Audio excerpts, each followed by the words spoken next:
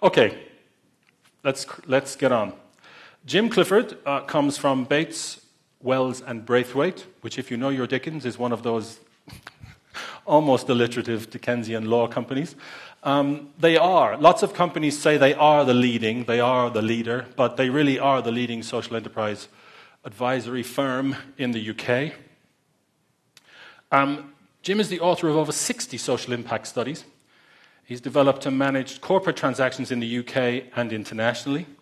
He recently co-developed the first charity-led social impact bond, It's All About Me, which is an organization he now chairs, which does extraordinary work that finds and trains therapeutic adoptive parents for harder-to-place children. Children, effectively, that nobody else wants because the challenge of having them is too challenging. So this is unbelievable work in some ways. Jim was technical chair to the GECA subgroup developing the EU's social impact measurement standard and is on the social impact measurement work stream and the UK advisory board to the G8 Social Impact Investment Task Force. So you can see why I'm saying this is somebody you have to talk to. So no pressure. Jim Clifford.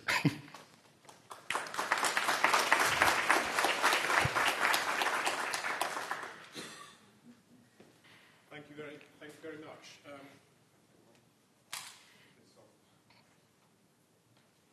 we go. Is this now on and can you hear me? Yes, you can. That's quite worrying, isn't it? Okay. I was given one of those very interesting opportunities to come here and speak to you, having been bounced by Yeva at a conference in Helsinki.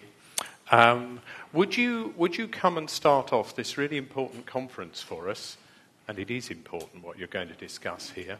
And can you just tell them all about it so they really understand it at the end of half an hour? Okay, yes, opportunity. Wonderful, isn't it? So what I'm going to talk about, and I'm going to vaguely flip through my notes as well to make sure that I stick with the slides, is I'm going to give you some bits of slightly technical introduction, so you get some of the terminology, what is impact, what is social, some of these things. But I also want to try and bring it to life, because impact is about changing people's lives, young people, older people, those that need it in our society, and maybe ourselves. So we don't want to deal with it in a test tube, in a clinical way. So come with me on a bit of a journey. First of all, let's tackle a few of the definitions. Oh, it works. This is good, isn't it? No wonder you were feeling so in control. Right, first of all, social. We talk about social impact, and has anyone actually worked out what social is?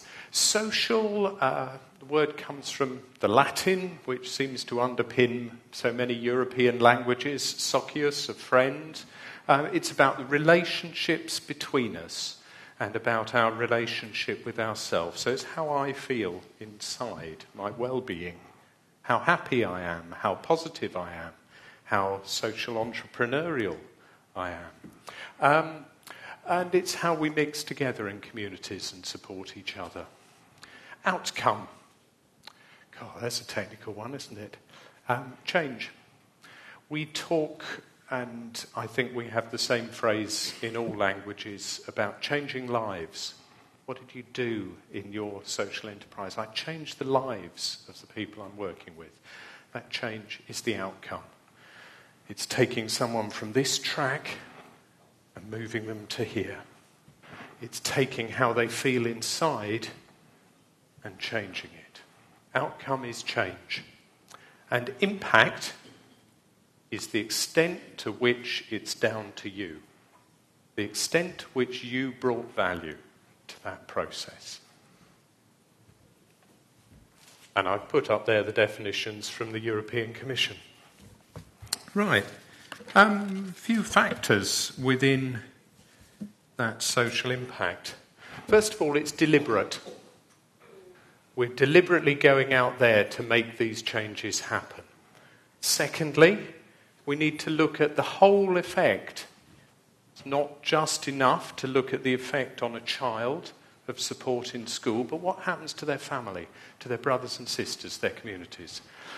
We need to think of the positives and the negatives, and we need to judge against a benchmark of what would have happened otherwise. I don't know if there is a Latvian term for the most awful phrase, counterfactual. We have this whole field seems to have developed its own language of completely unintelligible words. Counterfactual. It's an English word, and when I heard it, I thought, what on earth are they talking about? It's changing from here to here. The from here is the counterfactual.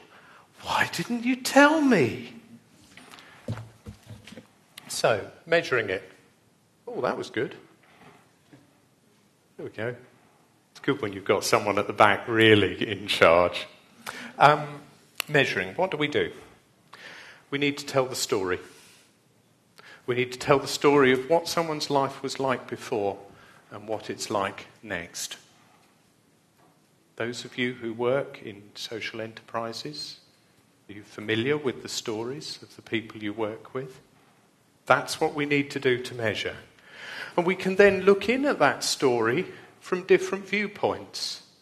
If you think of it like a lantern, one of those four-sided lanterns with a light in the middle, and we look in through the different coloured glass on the different sides, and it looks different, but it's the same in the centre. It's the same story, and we look from different angles. And we can then put values or effects on those as long as we remember that the value, the pounds value, the euro value, is not the real outcome. It's the lives. We're just trying to explain better what the effect is. So, what I've put up here is a little diagram about how the values look different from different perspectives. And we need to put on the value, we need to tell the story in the way that appeals to the audience that we're talking to.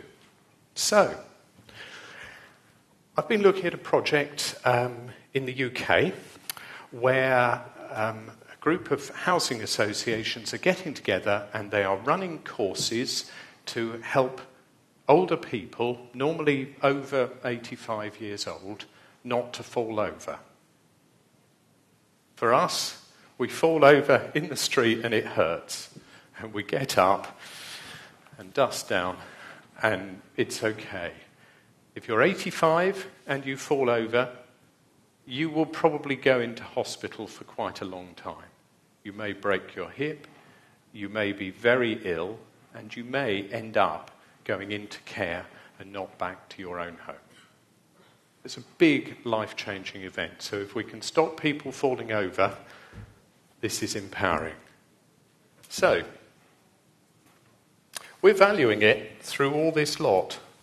In the narrow, looking really close into the detail, we're looking for the hospitals. They don't have these older people with broken hips in the beds being operated on. So it's a saving for them. They don't want to have to do this.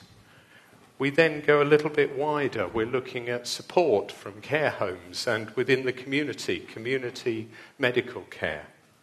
We go wider still. If the old people are still living in their homes, they communicate. They are part of the local economy. They go down to the shops. They buy things locally.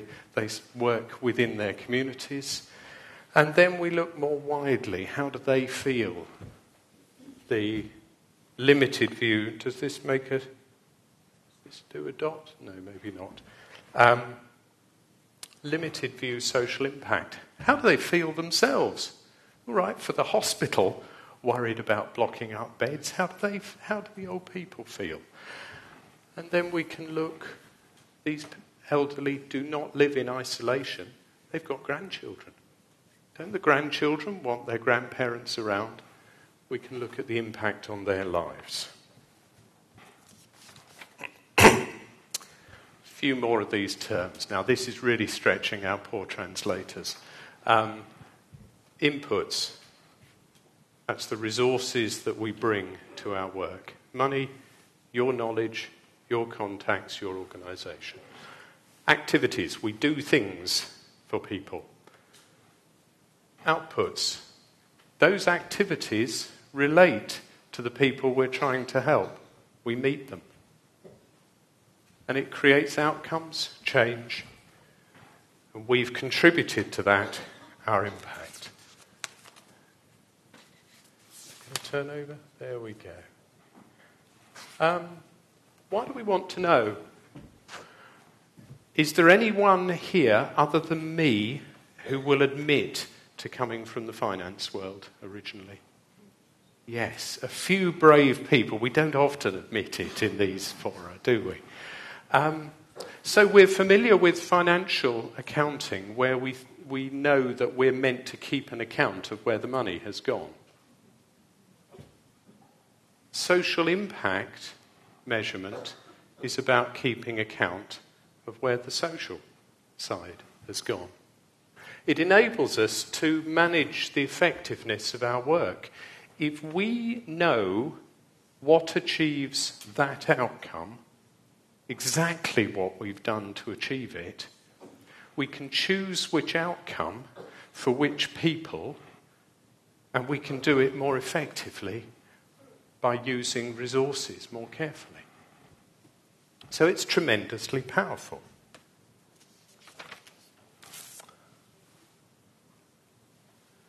Okay. This is the only slide where I'm allowed a mathematical symbol on the slide. It's only there for my well-being, to make me feel happy. So, impact. We add up all the outcomes, all the changes, and we deduct three things. Yes, but it would have happened anyway. Nothing to do with us. Dead weight. Yes, but we didn't do all of it. Alternative attribution. Somebody else helped. Yes, but we caused environmental damage by building the new factory and creating the jobs. There's a displacement. How do we go about it? First of all, number one, setting the objectives. We decide what we're trying to measure and why. Who are we trying to impress? Who are we trying to persuade? Secondly, we look at stakeholders, and I think some of the other speakers will be picking up on this later on. Who's interested? Who's concerned? Why are they concerned? What do they need to know? If a decision is not going to be based on what you're measuring, it's not worth measuring it. Then we work out how to measure it. Number 3. Must be really difficult reading English for a Latvian when it's upside down.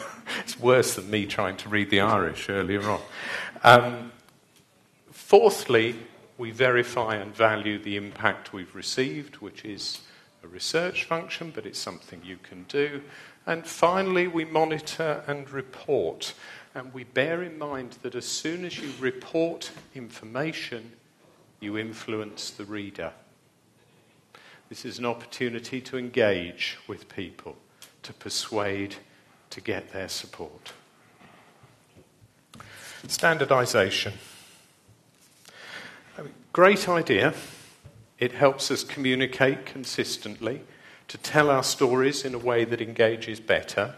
And it's easier to measure in some ways if we have a standard approach to it.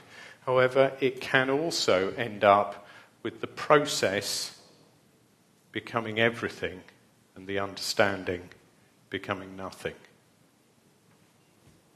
European Commission, perhaps for once, the European Commission decided when setting impact measurement standards to ask us, the sector.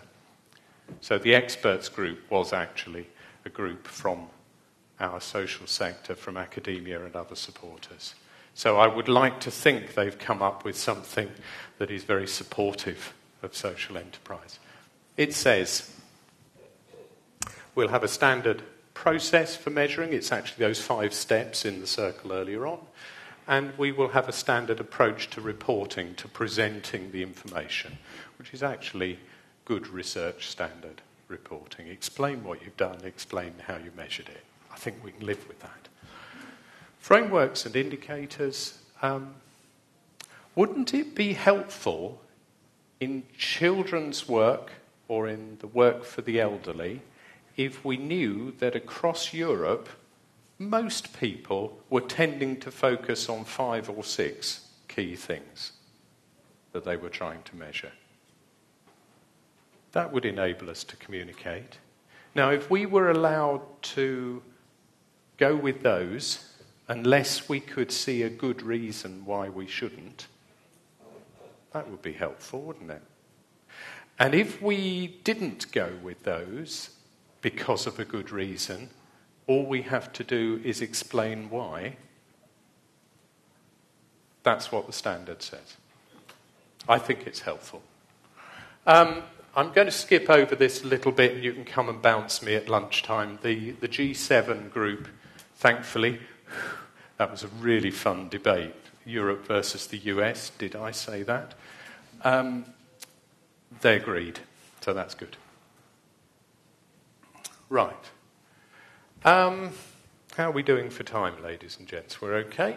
Good, because I want to get to the case study as well, or else Yeva will thump me. Oh, that was fun. Can we come back to that? Thank you. Did I do that? It's a combination of us. Teamwork. Okay. Performance measurement.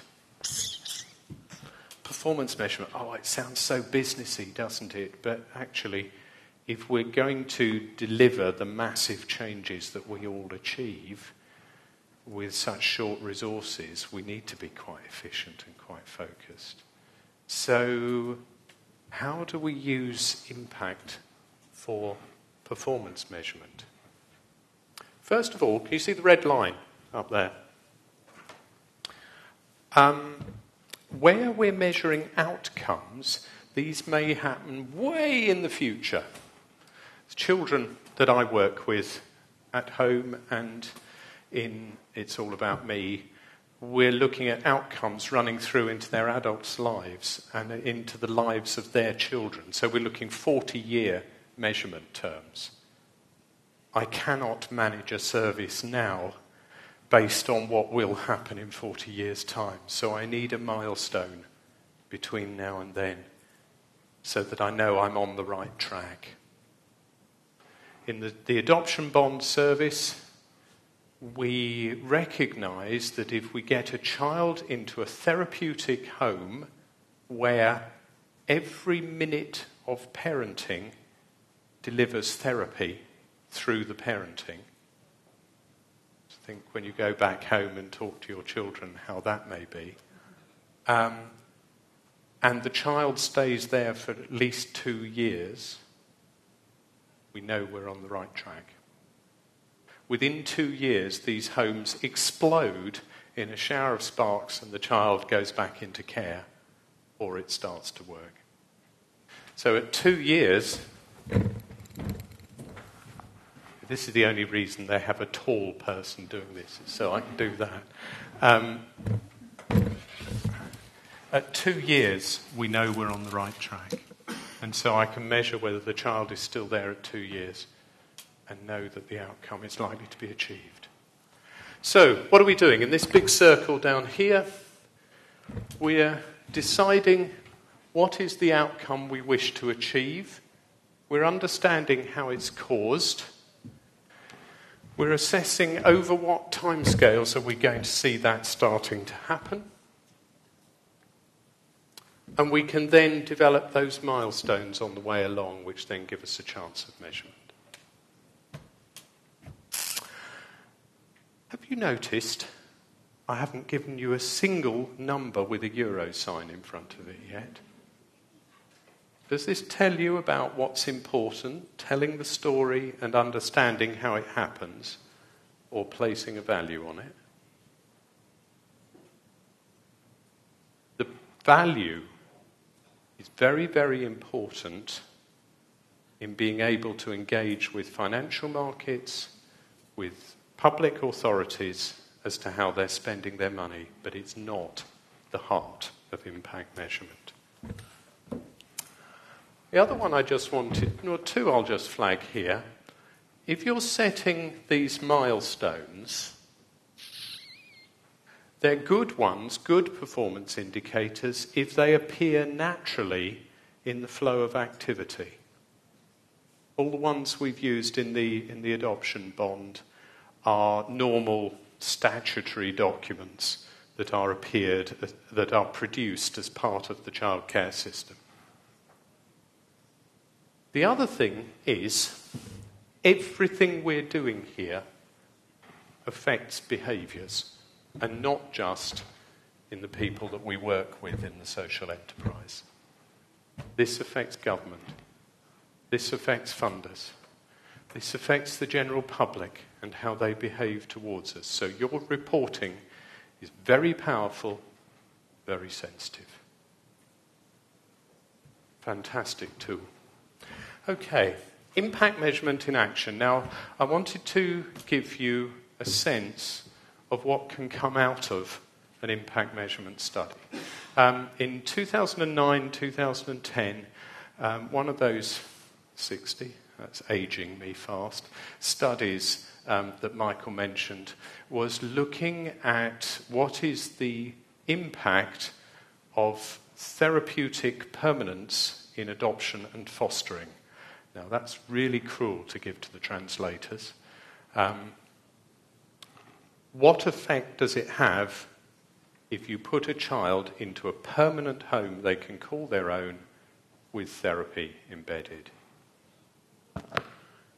If you measure, if you know how it happens, that always asks the question, so what are you going to do about it? It's fine to measure it. If you don't deliver it, we don't care. So this is now about what we've been doing to deliver it, and we're just going to show a short video clip which is the opening sequence from a BBC documentary that was produced in 2010 about Maisie, a little girl called Maisie, who is very, very damaged, very challenging little girl and is moving into her new home. And I will make the point, because Yeva didn't pick it up when she came to Helsinki. The man in the video is actually a younger version of me. When you have that many daughters, you get grey very quickly. Thank you. Finger of 10, tiny toes, 2 lovely eyes, and a little button of 3 my chin. 7-year-old Maisie wants to be adopted. I am a nice girl. I like to play with my toys. But several families have tried and given her back, and she doesn't believe she'll ever find a home. I like to dance and I like to talk. I do. And be naughty, but not very much. Her luck changed last year when she met an extraordinary couple who've already adopted 8 of the most damaged kids in care, and they decided to give her another chance. For us, it wasn't about this pretty, attractive child who likes doing lots of things. It was about this hurt child that we thought we could help. And do you believe that we are going to adopt you? And that this is going to be your forever family that never sends you away? Yeah? In her first 4 years, Maisie lived through a lot of violence. Since then, she's had one family after another, and it's left her feeling vulnerable and angry. I hate my life is one of her key phrases, or I'm just a nobody, I'm a screwed up piece of paper. Shut up! Everyone beats at you. Sue and Jim want to be the family that Maisie can stay with forever, but even they accept that they may not be able to turn her around. Could it all go wrong from here. Our inner belief in ourselves says no. Our heads say, yeah. What happens over the next 12 months will determine the rest of Maisie's life. If Sue and Jim can't make it work, she'll spend the rest of her childhood in care. I'm very posh. Pleased to meet you.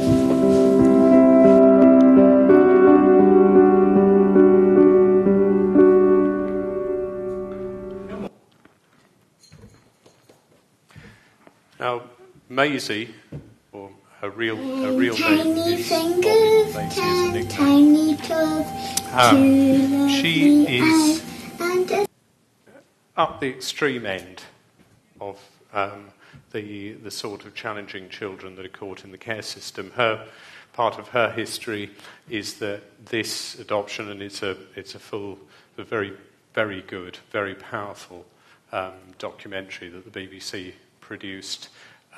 It explains how this is her third attempt at adoption. She's broken 5 foster placements and 2 adoptions already, and she has a history of attempted suicide at the age of 7. So it's a very strong story about a very extreme little girl.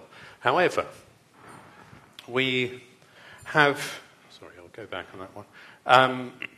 We have that same situation occurring time and time again for lots of little Maisies who are nowhere near quite as challenging, but are still older, in sibling groups, from black and minority ethnic groups, and are finding it very hard to find therapeutic families, but desperately need them. The long-term prognosis, the counterfactual, is that these children will have a 74% probability of being not in education or employment by the time they're 16 to 19. They stand a 30-something% probability of being in prison by the time they're 20. And we are civilized democracies.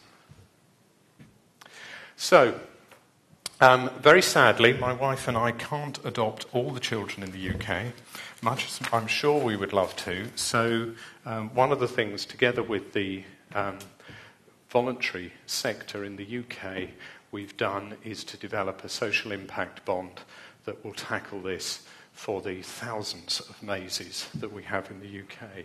Social impact bond, what is one of these? It's a contract for delivering services.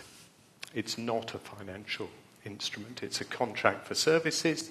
It deliberately creates social outcomes, which is what we're all trying to do with income, and it gets paid normally by a public body, but doesn't have to be when it delivers those outcomes. And like a children's toy with its battery in the back, it has its finance package in the back of it. So it's self-financing, an entity in itself. It's all about me, and do visit the website and see what's going on. There are around 7,000 children a year where the public authorities in the UK, of which there are 154, are seeking adoptive homes. Families who will take them on permanently, pay for them, support them, develop them in the normal way that perhaps many of you do with your own children. Out of those 7,000 or more a year, 2,000 of those children don't find families at all. We have millions of adults in our community, millions, and we can't find a family for 2,000 kids. I think that's appalling. So, why does this happen? Well, this is despite the point that a child in state care in the UK costs present value around €1 million for the state to keep in the care system, and they merely hold the time until they can get them into prison, which costs even more. So this is a horrendously expensive problem. Parents generally don't pick these children because they didn't know older children were available. They thought it was special parents, and it's not. It's normal parents. It's normal adults who've got a big heart. And they were scared at the lack of support. So we said, if we can get the whole of the UK's voluntary sector within this area working together to create a virtual market in which all those behaviours are changed, all the bits that don't work are changed and work differently in this market, that would work. So that's what we've done. The public authorities pay by results. The service costs them £54,000. Sorry, this is where I go into pounds so that I recognise the figures. And that's roughly twice the normal price for an adoptive placement, the work that has to be done to create a placement. They pay £54,000. They save £50,000 a year for the whole of the child's minority up until the age of 18. To do this, we've created this market where each one of the voluntary sector providers that is in the scheme can contract directly with a single public authority about a single child. The authority social worker says, I want a home for little Johnny, little boy. Who's going to find that for me? I'll just have a contract directly with you to go and find this family for this child and train the parents to deliver the parenting that will meet that child's needs. The work is funded by a central UK-wide fund that then each time there is a contract signed for a particular child, it advances the money to the voluntary sector, to the social enterprise to deliver the services, and then takes the money from the public authority when they pay. 46,500 goes down, 54,000 comes back up, and the difference pays for the infrastructure, but also pays for the first 10% that don't make it. Hopefully, it's not placements that break down children that go into care. But it could be simply that we don't find a family for this particular child. So the fund carries the first 10%. The providers carry the excess with unlimited risk. That's okay, because they're controlling it. They know what they're doing. They know very well when they see a child's profile whether they can place that child, so they can control that risk. And you can ask me about that one in the interval, but that one scares the social workers because it's all the funding. So, how's it doing? We're 11 months in. We've been going for 11 months. The network is developing well. The first registrations, local authorities saying, yes, please, for my child, happened after 6 weeks. Psychological reports, which are done as a matter of course in this bond, actually take over 6 months in the UK just to get the first appointment. Here they're being fully delivered within 6 weeks. That's saying something to the market.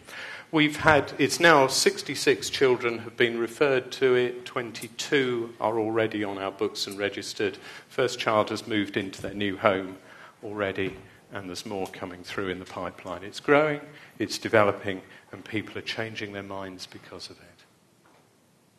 So,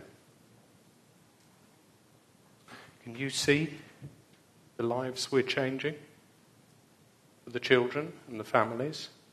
And how does this reflect on what you could be doing? We measured the impact, we continue to measure the impact, and we're achieving that.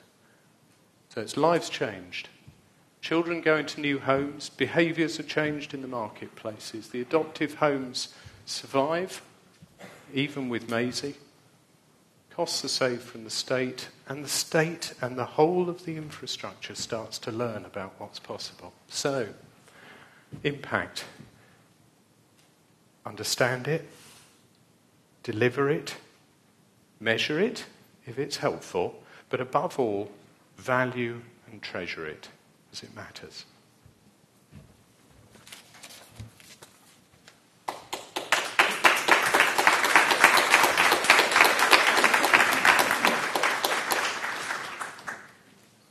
Wow.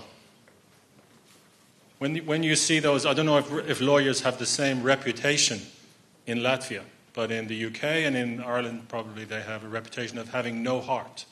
Lawyers are heartless. So when you find that definition in the dictionary, you'll probably see a picture of Jim's face, proving that this is not true. We have time for questions for Jim before we come to Adam. So, we have 2 microphones. This is very advanced. Oh, that's great. Well, I've got a question about culture and about children in generally. Don't you think that the reason of these homeless people in Britain is actually unawareness of the society and cultural problems? Because, for example, in the Caucasus, there are no homeless children, and every family, it's duty for every family to adopt a homeless child. So there aren't even houses for homeless children in Caucasus. So maybe it's better to invest into the cultural questions in Britain than into some laws to give money to families. I think you're absolutely right. It is a huge sadness to many of us in the UK, France, Germany are similar, that we have lost something that some other countries have retained and treasured. There seems to be, there is no sense of shared responsibility about supporting families within your community. There is a lack of intergenerational support within our culture now, and that has emerged from the 1950s to 60s, particularly through the 70s. It would be lovely to be able to work to change that culture. I think that is perhaps a false hope for us. I'm not sure that we can ever go back to that because we're trying to embed care right the way through society, although there has been a move back towards a more caring society since 2008. So maybe that was one good thing that happened out of the financial crisis. I think what we are left with is partly trying to draw ourselves back to more collective caring, but then accepting that there are some areas that are not going to, where that problem is not going to be met, and we deal with it here. The children that we're talking about here, on the whole, have come from generations, several generations of family failure. My eldest daughter, when she had her first child, on the child's first birthday, she said to me, "This is marvellous. I'm the first in 4 generations of my birth family to keep and not abuse my child." So I think when we have that deeply ingrained cultural problem, we have to find these other fixes in the hope that we can get the bigger fix later. Don't lose the bit that you've retained, please. Thank you. More questions? We have 2 over here and 1 here. I'll give mine and then I'll come. Thank you. Igor Vatolin, journalist. I would ask you about the scale of those fostering activities. So your story was about UK context, but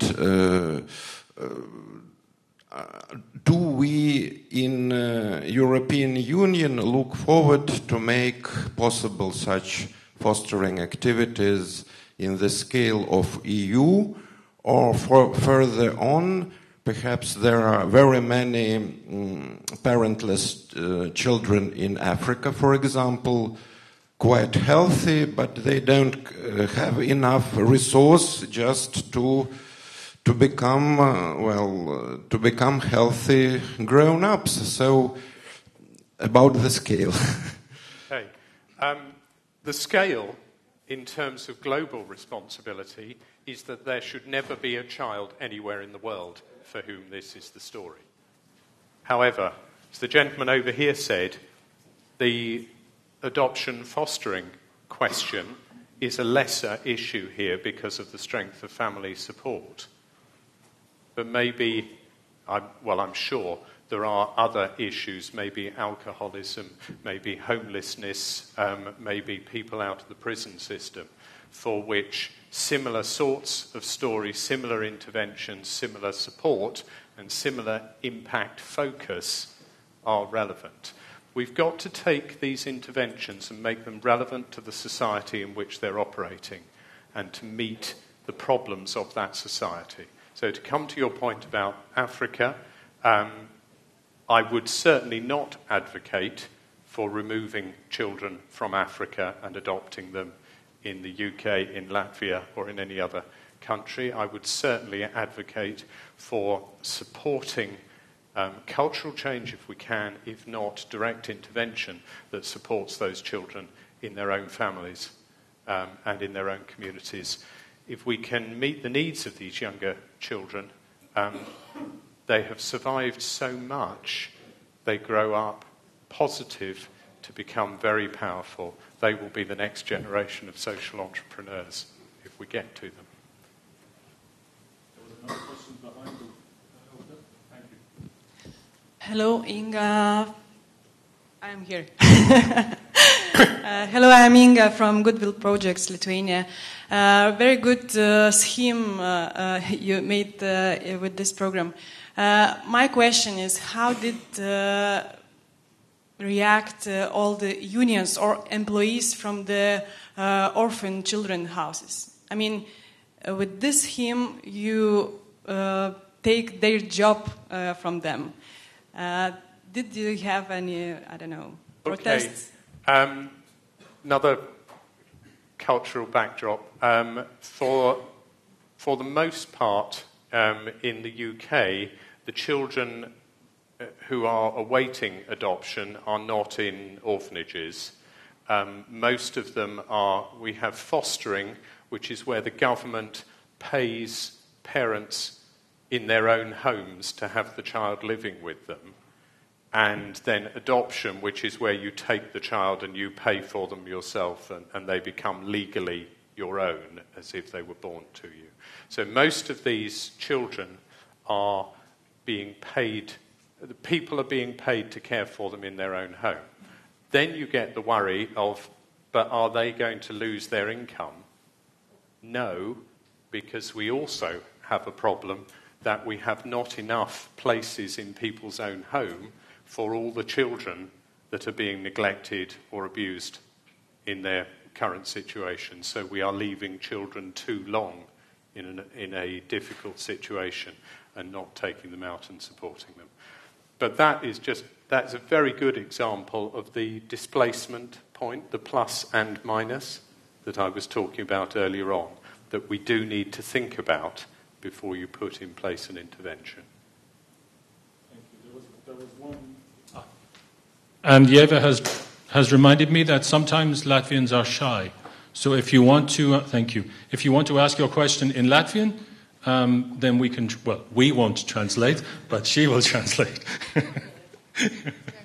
I have a question about finance because I see that it works well in the UK, but I would love to have the system, in Latvia. But how could you actually fund all of this if the government is not that supportive, maybe? And how do you see that the financial part working in other contexts, maybe that don't have these social securities things? Okay. There are two bits of finance to make any of these additional interventions work. First one is somebody who will pay for the outcomes. So it's a revenue, an income point. And the second one is who will finance the work until we get that outcomes payment. The first one needs to be solved from within Latvia. They need to be outcomes that are desired within Latvia and where there is a party, be it the government or somebody else, who will pay once those outcomes are achieved. Now, if we can relate the achievement of the outcome to a saving of cost, people who go in and out of prison a lot, that's very expensive in any country. If we can get them out of that pattern, that saves money. So once they have ceased that pattern, the government or the prison service may be prepared to pay. This is one route to look at. We're also looking in the UK at other potential funders. Some large corporates, some of the large banks are starting to pay those outcomes payments for certain interventions where the government can't or won't. So that's the first one. Who will pay when the outcome is achieved? And it needs to be somebody for whom that is valuable, worth having. The other one is the funding. Who will fund? And there you can look much more widely. You can look across Europe. There are a range of European funds, cross-border funds that will fund work in Latvia, that will invest in work in Latvia if you have the outcomes payment sorted out. So I think the capital availability is not the problem we have globally. It is quality of intervention and knowing what creates the impact and then getting someone to pay for the outcome. If I might just add one thing to... Is that okay? Cool. Jim talked about how we value.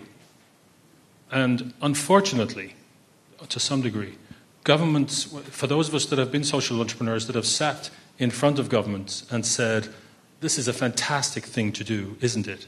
And often civil servants will look at you as if to say, yeah, but... And if you can use this type of mechanism to say, well, look, if we intervene here, look what it saves you. For suddenly people who may not be interested are interested. So it's a very useful mechanism. It may seem, kind of ethereal on one level, but it's very useful to be able to say, this is how we measure value. These interventions are about lives. They're not about euro signs or pound signs or dollar signs. But we appreciate that governments work in constrained resources and in a different way. This is what we can do for you if you support this initiative. So there's a mixed language sometimes in dealing with government. We've run out of time in terms of questioning Jim. He's not going to eat at lunchtime, just so he's available to you. So please say thank you.